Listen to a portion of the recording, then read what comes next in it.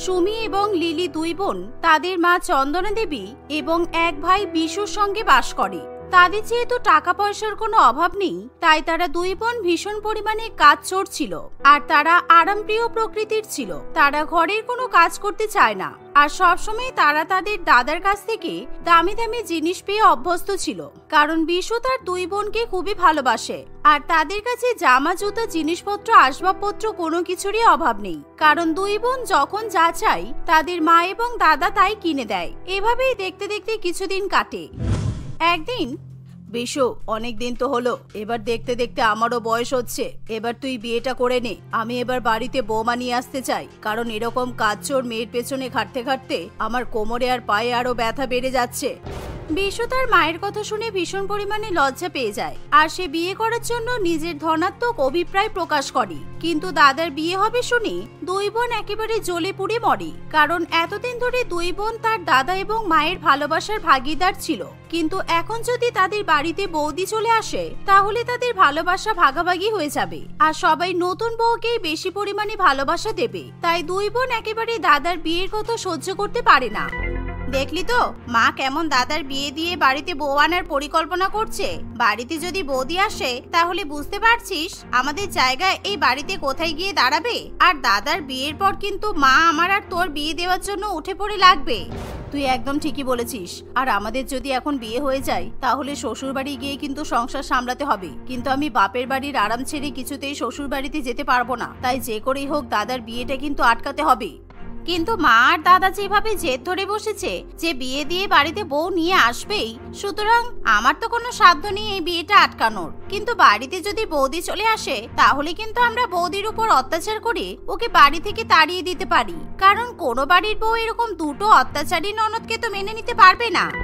এই বলে দুই বোন জোরে জোরে হেসে ওঠে। আর কিছুদিনের মধ্যেই চন্দনা দেবী বিশুর সঙ্গে সাথীর বিয়ে দেয়। সাথী এক মধ্যবিত্ত পরিবারের মেয়ে ছিল, আর তার বাবা সরকারি অফিসে চাকরি করে। বিশু যেহেতু ধনী পরিবারের ছেলে, তাই সাথীর সঙ্গে বিশুর বিয়ে দিতে সাথীর বাবা মা রাজি হয়। আর সাথী যেহেতু দেখতে খুবই সুন্দরী, আর তার গায়ের রং একেবারে ফর্সা চাঁদের মতো, তাই তার দুই ননদ এরকম হবু বৌদিকে দেখে একেবারে তেলে বেগুনে জ্বলে ওঠে। কিছুদিনের মধ্যেই সাথী এবং বিশুর ধুমধাম করে বিয়ে হয়। আর বিয়ের পর সাথী শ্বশুর বাড়িতে তার দামি দামি শাড়ি এবং গহনা আলমারিতে খুলে রেখে দেয়। সেই সময় তার দুই ননদ সেখানে এসে বলে, বৌদি, তুমি বাপের বাড়ি থেকে কি সুন্দর সুন্দর শাড়ি আর দামি দামি গহনা নিয়ে এসেছো, কিন্তু তুমি গহনাগুলো এরকম আলমারিতে রেখো না। কারণ এত সুন্দর গহনা আলমারিতে মোটেই মানায় না। এগুলো একমাত্র গায়ে পরলেই ভালো লাগে। তোমার সোনার গহনাগুলো কি সুন্দর উজ্জ্বল রং।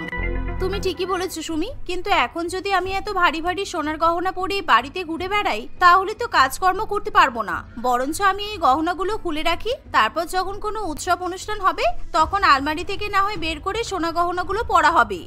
বৌদি, তুমি হয়তো দিদির কথা বুঝতে পারলে না। আমরা বলতে চাইছি যে তুমি এই গহনাগুলো বরঞ্চ আমাদেরকে দিয়ে দাও। তুমি যদি গহনাগুলো এখন পরতে না পারো কোনো অসুবিধা নেই, কিন্তু আমরা এই গহনাগুলো পরবো, কারণ আমাদের একটা বিয়ে বাড়ির অনুষ্ঠান আছে। নতুন বউ তার দুই ননদের কথা শুনে ভীষণ পরিমাণে অবাক হয়। কিন্তু সে যেহেতু ভীষণ সরল মনের মেয়ে, তাই সে তার সোনা গহনাগুলো দুই ননদের হাতে দিয়ে দেয়। আর এমনকি তার দুই ননদ নিজেদের বৌদির কাছ থেকে শাড়ি পর্যন্ত নিয়ে চলে যায়। কিন্তু সাথী এই বিষয়টা তার শাশুড়ি মা কিংবা স্বামী কাউকেই জানায় না। দেখলি তো, সোনা গহনাগুলো চাইতেই বৌদির মুখটা একেবারে বাংলার পাঁচের মতো হয়ে গেছে। যাই হোক, ভালোই গহনাগুলো আর শাড়িগুলো হাতিয়ে নিলাম, সবে তো শুরু, এরপর দেখ ধীরে ধীরে কি হয়। পরের দিন সকালবেলা ঘুম থেকে ওঠার পর সাথী সবার জন্য রান্না বান্না করবে বলে রান্নাঘরে যায়। আর বাড়িতে যেহেতু এখন 5 জন মানুষ, তাই সাথীকে এই গরমের মধ্যে সবার জন্য রান্না করতে বেশ কষ্ট পোহাতে হয়। কিরে সুমি, লিলি, বেলা 1টা বাজে, নতুন বৌদি রান্নাঘরে গিয়ে সবার জন্য রান্না করছে, আর তোরা দুজনে পড়ে পড়ে ঘুমাচ্ছিস। তাড়াতাড়ি ঘুম থেকে ওঠ আর বৌদিকে একটু রান্নাঘরে গিয়ে সাহায্য কর। কিছুদিন পর তোদের বিয়ে দিলে তখনও কি তোরা শ্বশুর বাড়িতে গিয়ে বেলা 1টা পর্যন্ত ঘুমাবি? ওহ মা, একদম বিরক্ত করো না তো, আমাদের ভালো করে ঘুমাতে দাও। আর নতুন বৌদি থাকতে আমরা ওকে রান্না করতে হেল্প করতে যাব কেন? নতুন বৌদি ঠিক রান্না বান্না সামলে নিতে পারবে। এই বলে সুমি এবং লিলি তাদের মাকে ঘর থেকে বের করে দেয়, এবং তখনই তারা দুই ননদ তাদের বৌদিকে নিজেদের ঘরে ডেকে পাঠায়। বৌদি, আজকে ভীষণ গরম পড়েছে, তাই আমি আর এসি থেকে বাইরে বেরোবো না। তুমি আমার জন্য বেড টি আর তার সাথে ফ্রেঞ্চ টোস্ট করে নিয়ে এসো। আমি ব্রেকফাস্ট করে নেব। আর হ্যাঁ, দুপুরবেলার লাঞ্চ হয়ে গেলে আমার ঘরে কিন্তু লাঞ্চটাও দিয়ে যেও। আচ্ছা বৌদি, শোনো, আমি বাথরুমে আমার অনেকগুলো দামি দামি জামা কাপড় রেখেছি। তুমি ওগুলো ভালো করে কেচে পরিষ্কার করে ছাদে মেলে দেবে। আর ভুল করে কিন্তু ওয়াশিং মেশিনে জামা কাপড়গুলো কাচবে না, কারণ ওয়াশিং মেশিনে ওগুলো কাচলে কিন্তু নষ্ট হয়ে যাবে। আর দুপুরবেলা তুমি কি রান্না করছো তা আমি জানি না, কিন্তু আমার জন্য তুমি ফ্রাইড রাইস আর চিলি চিকেন রান্না করবে। তোমরা যা যা বললে সবই তো আমি মানলাম, কিন্তু আমি এখন শাশুড়ি মায়ের জন্য মাছের ঝোল আর ভাত রান্না করছি। তাই তোমরা যদি আজকে মাছের ঝোল ভাত খেয়ে নিতে তাহলে খুব ভালো হতো। আর তাছাড়া বিয়ের পর আমি কিন্তু খুবই ক্লান্ত, আর বিয়ের সময় আমার অনেক শাড়ি জামা কাপড় গরমে ঘেমে একেবারে নোংরা হয়ে পড়ে আছে। তাই আমি ভেবেছি আজকে আমিও আমার জামা কাপড়গুলো পরিষ্কার করব। তাই তোমরা যদি আজকে নিজেদের কাজগুলো করে নিতে তাহলে খুব ভালো হতো। সাথীর মুখে এমন কথা শুনে তার দুই ননদ প্রচন্ড পরিমাণে রেগে যায়। তাই তারা তাদের বৌদিকে খারাপ খারাপ কথা শোনাতে শুরু করে। এর ফলে সাথীর চোখে একেবারে জল চলে আসে। তাই সে কোনো কথা না বলে তার দুই অত্যাচারী ননদের কথা মতো তাদের কাজ করতে শুরু করে দেয়। আর এভাবেই সারাদিন কেটে যায়। বিকেল বেলা সে যখন কাজ সেরে টিভি দেখতে বসে সেই সময় বসে বসে টিভির সামনে বাংলা সিরিয়াল দেখা হচ্ছে, আরাম করা হচ্ছে। টিভি দেখা আরাম করা আমি বের করে দিচ্ছি।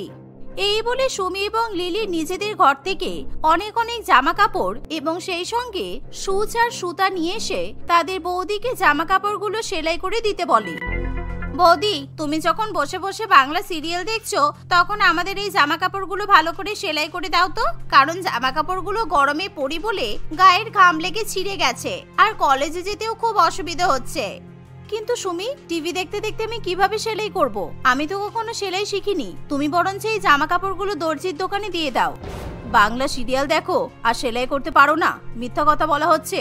আমরা তোমার কোনো কথা শুনতে চাই না। তুমি আমাদের জামা কাপড়গুলো এক্ষুনি সেলাই করে দাও। আর যদি সেলাই করতে না পারো তাহলে অনলাইনে দেখে শিখে নাও, ঠিক আছে?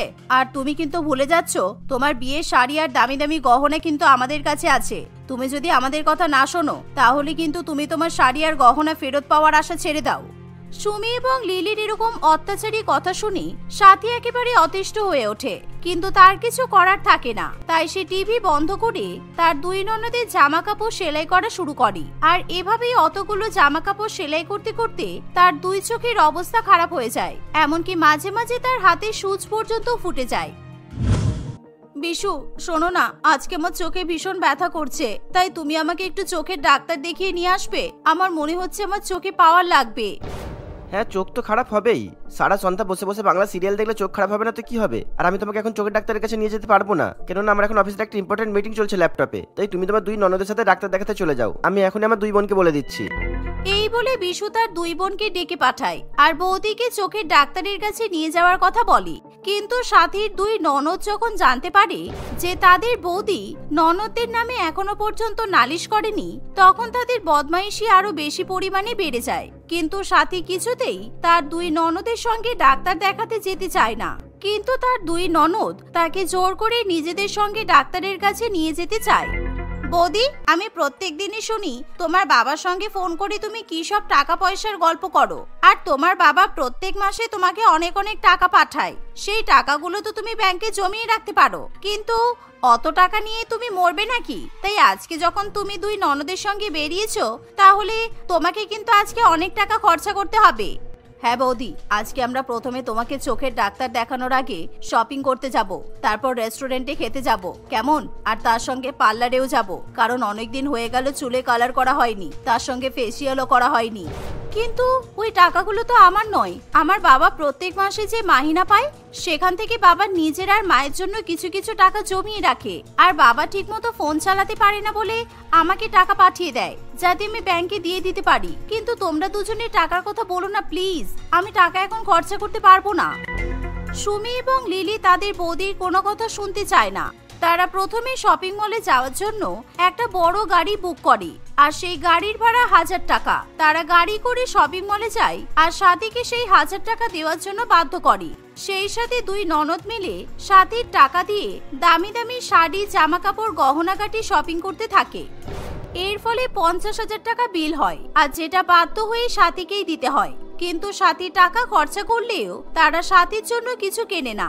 এভাবে তাদের শপিং করা হয়ে গেলে তারা রেস্টুরেন্টে দামি দামি খাবার খেতে চলে যায়, কিন্তু সাথীকে তার ননদরা কোনো খাবার খেতে দেয় না। আর তাদের খাওয়া দাওয়া হয়ে গেলে সুমি এবং লিলি পার্লারে চলে যায়। সেখানে তারা দুই বোন দামি দামি পেডিকিউর, ম্যানিকিউর, ফেসিয়াল, চুলের কালার ইত্যাদি করায়। আর এভাবে একদিনে সাথীর প্রায় 1 লক্ষ টাকা খরচা হয়ে যায়, যা তার বাবার সারা মাসের কষ্ট করা মাহিনা থেকে জমানো টাকা ছিল। কি হলো, এবার তোমরা আমাকে চোখের ডাক্তারের কাছে নিয়ে চলো। আমার চোখে কিন্তু ভীষণ ব্যথা করছে, আমি ঠিকভাবে দেখতেও পাচ্ছি না। কালকে তোমাদের অত বেশি জামা কাপড় সেলাই করার ফলে আমার এই অবস্থা হয়েছে। আমি তো তোমাদের সব কথা শুনলাম, এবার অন্তত ডাক্তার দেখাই। না বৌদি, তোমাকে আর ডাক্তার দেখানোর মতো আমাদের মুড নেই। কিন্তু হ্যাঁ, তুমি বাড়িতে গিয়ে দাদাকে বলবে না যে আমরা তোমাকে ডাক্তার দেখাতে নিয়ে যাইনি, কারণ দাদা যদি এই বিষয়টা জানতে পারে তাহলে বুঝতেই তো পারছো তোমার কি হবে। তোমাকে এমন ভাবে ফাঁসাবো যে তুমি কিন্তু পালিয়ে কুল পাবে না। এই বলে দুই ননদ বৌদিকে নিয়ে বাড়িতে ফিরে যায়। কিন্তু বাড়িতে এসে তারা দেখে যে বিশু এবং তার মা রাগান্বিত অবস্থায় সুমি এবং লিলির দিকে তাকিয়ে আছে। আর এই দেখে তারা দুই বোন খুবই ভয় পেয়ে যায়। আজকে তোরা দুই মেয়ে বাড়িতে ছিলিস না, সেই সুযোগে তোদের আলমারি পরিষ্কার করতে গিয়ে আমি দেখেছি তোদের বৌদির যত দামি দামি সোনা গহনা আর দামি দামি শাড়ি তোদের আলমারিতে রাখা আছে। কি ব্যাপার বলতো? সেই সময় সুমি এবং লিলি কি উত্তর দেবে কিছুই বুঝে উঠতে পারে না। ফলে তারা সব দোষ তাদের বৌদির ঘাড়ের উপর চাপিয়ে দেয়। কিন্তু তাদের মা কিছুতেই কোনো কথা বিশ্বাস করতে চায় না। তাই সাথী তার শাশুড়ি মেয়ে এবং স্বামীর সামনে সমস্ত সত্যি ঘটনা বলে দেয়। আমাদেরকে ক্ষমা করে দাও, আসলে আমরা ভেবেছিলাম বৌদি আসার পর আমাদের ভালোবাসা ভাগাভাগি হয়ে যাবে, কিন্তু দয়া করে আমাদেরকে ক্ষমা করে দাও তোমরা। আমরা চাই না যে নতুন বৌদি বাড়িতে এসে আমাদের জায়গায় এই বাড়ি থেকে কেড়ে নেওয়া হোক। মিথ্যা কথা বলার একটা সীমা থাকে সুমি, আর বাড়িতে বউ আসার পর যে মেয়েদের ভালোবাসা কমে যাবে সেটা কে বলেছে? কিন্তু তোরা অনেক নিচু মানসিকতার পরিচয় দিয়েছিস। তোরা প্রথম থেকেই কাজ চড়ছিলিস, আর আমি ভালো করে জানি আমার নতুন বউ বিয়ে হয়ে আসার পর তোদের চাপে একেবারে শুকিয়ে রোগা হয়ে যাচ্ছে। তোরা কি ভেবেছিস আমি কিছুই বুঝতে পারি না? আমি সবকিছুই বুঝতে পারি। আর সব গহনা, শাড়ি, জামা কাপড় আমি নতুন বউকে ফিরিয়ে দিলাম। এরপর তোরা যদি আমার ছেলের বউয়ের উপর কোনো অত্যাচার করেছিস তাহলে কিন্তু ভালো হবে না। আর এমনিতেই আমি তোদের দুজনের জন্য সম্বন্ধ দেখেছি, 1 মাসের মধ্যে আমি তোদের দুজনের বিয়ে দেব। মায়ের এমন কথা শুনে দুই বোন মাথা নত করে দাঁড়িয়ে থাকে। সেদিনের পর থেকে দুই বোন কখনোই তাদের বৌদির সঙ্গে খারাপ ব্যবহার করে না। আর কয়েকদিনের মধ্যেই চন্দনা দেবী এবং বিশু ভালো ছেলে দেখে সুমি এবং লিলির বিয়ে দিয়ে দেয়। ফলে তারা শ্বশুর বাড়িতে গিয়ে সংসার করতে শুরু করে। কবিতা এবং মনিকা তাদের বাবা হরিপদ বাবুর সঙ্গে বাস করত। হরিপদ বাবু দিনমজুরের কাজ করে কোন রকমের সংসার চালায়। কবিতা এবং মনিকা দুই বোনেরই আর্মিতে জয়েন করার স্বপ্ন ছিল, কিন্তু পারিবারিক অবস্থা এবং আর্থিক অবস্থার কাছে তারা পরাজিত হয়। তাই ফৌজি হওয়ার অদম্য ইচ্ছা শক্তিকে তারা তাদের অন্তরের মধ্যেই বদ্ধ রাখে। কবিতা এবং মনিকার বাড়ির পাশেই রূপালী নামে এক ধনী মেয়ে থাকত। রূপালীর বাবা রাজেন্দ্র বাবু আর্মি চিফ অফিসার ছিল। রূপালী তার বাবাকে দেখে অনুপ্রাণিত হয়ে সেও আর্মিতে চাকরি করতে চাইতো। একদিন কবিতা এবং মনিকা দুই বোন রূপালীদের বাড়িতে আসে। কি হলো, আজকে তোরা হঠাৎ করে আমাদের বাড়িতে? কি প্রয়োজন তোদের? আসলে তুই তো জানিস উচ্চ মাধ্যমিকের পর আমরা দুই বোন বাড়িতেই বসে আছি। আমাদের বাবার সামর্থ্য নেই আমাদেরকে আর পড়াশোনা করানোর মতো, আর আমাদের দুই বোনেরই আর্মি হওয়ার খুব ইচ্ছা। সেই কারণে আমরা আর্মি কাকুর কাছ থেকে সাহায্য চাই। উনি চাইলে আমাদের দুই বোনকে আর্মিতে চাকরির সুযোগ করে দিতে পারবেন। তোদের কি মাথা খারাপ হয়ে গেছে? আমার বাবা তোদেরকে চাকরি দেবে কেন? আর তাছাড়া এরকম ভাবে তো চাকরি পাওয়া যায় না। আর্মিতে জয়েন করতে গেলে যোগ্যতা দরকার। তোদের তো কোনো যোগ্যতাই নেই। যোগ্যতা তৈরি করার জন্য টাকার দরকার, টাকার, যেটার তোদের কাছে অভাব। তাই তোরা আর্মি হওয়ার স্বপ্ন ভুলে যা। এরকম গরিবরা কখনো আর্মি হতে পারে না। হ্যাঁ রে রূপালী, আমরা তো কাকুর কাছে টাকা পয়সারই সাহায্য চাইতে এসেছি। আর আর্মি হতে হলে আমাদেরকে কি কি করতে হবে সেই ব্যাপারেও জিজ্ঞাসা করতে এসেছি। আমাদেরকে যা করতে হয় আমরা করব। আমরা দুই বোন শুধুমাত্র আর্মিতে জয়েন করতে চাই। ও, উচ্চ মাধ্যমিকে একজন ফার্স্ট হলি আর একজন সেকেন্ড হলি, তারপর আবার আমাদের বাড়িতে ভিক্ষা করতে চলে এসেছিস, তাও আবার আর্মি হওয়ার জন্য? সত্যি তোরা পারিস বটে। উচ্চ মাধ্যমিকে পাশ করার পর অনেকেই অনেক কিছু হতে চায়। জীবনে প্রথমবার দেখছি উচ্চ মাধ্যমিকে ফার্স্ট হওয়ার পর তোরা ভিক্ষুক হয়ে গেছিস। আমরা ভিক্ষা করতে আসিনি, বুঝেছিস? তুই এখনো আগের মতোই রয়ে গেলি, বিন্দুমাত্র পরিবর্তন আসেনি তোর মধ্যে। দেখ, আমরা তোর সঙ্গে কথা বলতে চাই না, দয়া করে তুই তোর বাবাকে ডেকে দে। এই শুনে রূপালীর খুবই রাগ হয়। আসলে মনিকা এবং কবিতা রূপালীর সঙ্গে একই স্কুলে পড়াশোনা করত। এর আগে রূপালীর বাবা রাজেন্দ্র বাবু রূপালী এবং মনিকার পড়াশোনার ক্ষেত্রে অর্থ সাহায্য করে এসেছে। রাজেন্দ্র বাবু খুবই ভালো মনের মানুষ ছিল। সে কবিতা এবং মনিকা দুই বোনকে খুবই ভালোবাসতো, আর রূপালী এটাই সহ্য করতে পারত না। অন্যদিকে রূপালী পড়াশোনাতেও খুব একটা ভালো ছিল না। উচ্চ মাধ্যমিকে সে ভালো রেজাল্ট করতে পারেনি। সেই কারণে কবিতা এবং মনিকার উপর তার প্রচন্ড রাগ ছিল। এতদিন পর তাদের দুই বোনকে নিজেদের বাড়িতে দেখে রূপালীর আরো বেশি রাগ হয়। ঠিক আছে, বাবার সঙ্গে দেখা করতে চাস তাই তো? দাঁড়া, আমি বাবাকে ডেকে নিয়ে আসছি, বাবা উপরের ঘরে আছে। এই বলে রূপালী সেখান থেকে চলে যায়। সে কিছুক্ষণ সিঁড়ির কাছে অপেক্ষা করার পর আবার কবিতা এবং মনিকার কাছে এসে বলে, এই আমার বাবা বলেছে বাবা খুব ব্যস্ত আছে, তাই এখন বাবা তোদের সঙ্গে কথা বলতে পারবে না, তোদেরকে চলে যেতে বলল। রূপালীর কথা শুনে কবিতা এবং মনিকা দুই বোনেরই বেশ অবাক লাগে। শেষ পর্যন্ত রূপালীর কাছ থেকে রাজেন্দ্র বাবুর ফোন নাম্বার নিয়ে কবিতা এবং মনিকা দুই বোন সেখান থেকে চলে যায়। কিন্তু রূপালী ইচ্ছে করে ভুলভাল নাম্বার তাদেরকে দিয়েছিল, সেই কারণে সে মনে মনে খুবই খুশি হয়। পরের দিনই রাজেন্দ্র বাবু বর্ডারে চলে যায়। এদিকে কবিতা এবং মনিকা রূপালীর দেওয়া নাম্বারে বারবার করে ফোন করলেও ভুল মানুষের কাছে কল চলে যায়। তারা খুব ভালো করে বুঝতে পারে রূপালী ইচ্ছাকৃতভাবে তাদের সঙ্গে এমনটা করেছে। দেখলি তো বোন, আমি জানতাম এই রূপালী নিশ্চয়ই কিছু না কিছু একটা গন্ডগোল করবে। আমাদেরকে আর্মি হতে হলে যে কোনো উপায়ে আর্মি কাকুর সঙ্গে যোগাযোগ করতেই হবে। এখন আর্মি কাকু ছাড়া আমাদের কেউ সাহায্য করতে পারবে না। আমাদের আর্মি কাকু তো আবার চিফ অফিসার, উনি বছরের বেশিরভাগ সময় বাড়ির বাইরেই থাকেন, হাতে গুনে কয়েকটা দিন বাড়িতে আসেন, তাও সব সময় ফোন কলেই ব্যস্ত থাকে। কালকে খবর পেলাম কাকু বাড়িতে আছে, কিন্তু রূপালী আমাদেরকে দেখা করতে দিল না। ওদিকে রূপালী মনে মনে খুবই খুশি হতে থাকে কবিতা এবং মনিকা তার বাবার সঙ্গে যোগাযোগ করতে পারেনি বলে। এভাবেই কিছুদিন কাটে। অনেক চেষ্টা করেও কবিতা এবং মনিকা রাজেন্দ্র বাবুর সঙ্গে যোগাযোগ করতে পারে না, কারণ বারে বারে রূপালী তাদের পথের কাঁটা হয়ে দাঁড়ায়। এমন ভাবে কিছুদিন কাটে। একদিন কবিতা এবং মনিকা দুই বোন দেখে যে রূপালী পুলিশের পোশাক পরে ঘুরে বেড়াচ্ছে। এই দেখে তারা দুই বোন চমকে যায়। কি, আমাকে দেখে চমকে গেলি তো? যেদিন আমি সত্যিকারের আর্মি অফিসার হয়ে যাব সেদিন তোদের অবস্থা আরো খারাপ হবে। আমি এনসিসি তে ভর্তি হয়েছি পুলিশের ট্রেনিং নেওয়ার জন্য। তোরা হয়তো জানিস না, আর্মি হওয়া অতটাও সহজ নয়। আর্মি হওয়ার জন্য প্র্যাকটিসের দরকার, ট্রেনিং এর দরকার, বিভিন্ন রকমের একাডেমিতে যেতে হয়, আর যার জন্য টাকার দরকার, টাকার, যেটা তো তোদের কাছে নেই। আমাদেরকে নিয়ে তুই এত চিন্তা করছিস কেন? তুই যদি আর্মি হতে পারিস, শুধু আমরা কেন, দেশের সকল মানুষ খুশি হবে। কারণ তুই আর্মি হতে পারলে দেশের দশের সবার সেবা করবি, আর এর মতো মহৎ কাজ তো আর কিছুই হতে পারে না। হ্যাঁ, আর যেই কাজের জন্য আমি যোগ্য, এরকম মহৎ কাজের জন্য তোরা গরিব বোন কোনোভাবেই যোগ্য না। এই বলে রূপালী সেখান থেকে চলে যায়। রূপালী প্রত্যেক দিনই বিভিন্ন রকমের প্র্যাকটিস বা কোনো না কোনো একাডেমিতে গিয়েই থাকতো, কিন্তু কবিতা এবং মনিকার পক্ষে এসব করা সম্ভব ছিল না। তবুও তারা দুই বোন প্রত্যেক দিন শরীর চর্চা করত। তারা তাদের বাবার সঙ্গে মাঝে মধ্যে দিনমজুরির কাজ করতে গিয়ে সেখানেও কঠোর পরিশ্রম করত। শুধু তাই নয়, খুব ভোরবেলা তারা ঘুম থেকে উঠে দীর্ঘ 3 থেকে 4 ঘন্টা ধরে তারা দৌড়াদৌড়ি করত। এর ফলে দিনের পর দিন তারা শারীরিকভাবে বেশ শক্তপোক্ত হতে থাকে। তারা তাদের গ্রামের মানুষদেরও বিভিন্ন রকম ভাবে সাহায্য করত। এমনই একদিন তাদের গ্রামের এক মধ্যবয়স্ক লোক প্রতাপ বাবু বাজার করে বাড়ি ফিরছিল। হঠাৎ করে দুটো চোর তার কাছ থেকে মানি ব্যাগ ছিনিয়ে নেওয়ার চেষ্টা করে। এমন সময় কবিতা এবং মনিকা দুই বোন বাজারেই ছিল। চোর চোর চোর চোর, আমার মানি ব্যাগ নিয়ে পালাচ্ছে, ধরো ধরো, কেউ ধরো বেটাকে, চোর চোর চোর, ধরো ধরো চোর। কবিতা এবং মনিকা দুই বোন চোর দুটোর পেছনে অতি দ্রুত গতিতে ছুটতে শুরু করে। ভয়ের চোটে ওই দুই চোর প্রতাপ বাবুর মানি ব্যাগ ওখানেই ফেলে দিয়ে দৌড়াতে থাকে।